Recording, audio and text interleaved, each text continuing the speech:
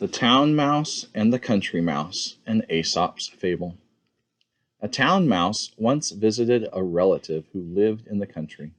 For lunch, the country mouse served wheat stalks, roots, and acorns with a dash of cold water for drink.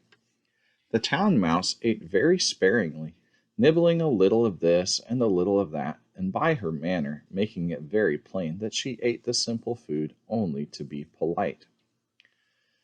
After the meal, the friends had a long talk, or rather, the town mouse talked about her life in the city, while the country mouse listened.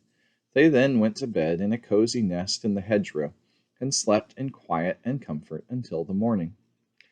In her sleep, the country mouse dreamed she was a town mouse with all the luxuries and delights of city life that her friend had described for her.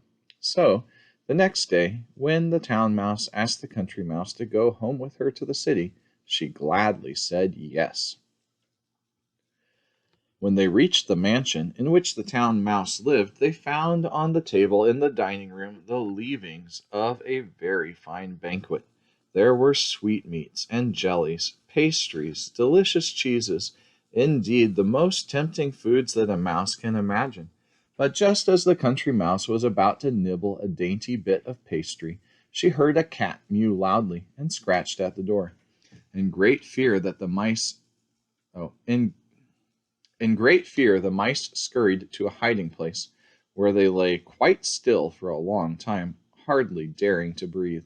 When at last they ventured back to the feast, the door opened suddenly, and in came the servants to clear the table, followed by the house dog. The country mouse stopped in the town mouse's den only long enough to pick up her carpet bag and umbrella.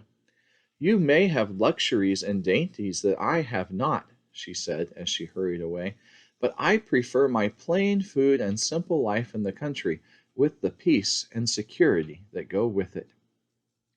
And the moral of the story is, poverty with security is better than plenty in the midst of fear and uncertainty.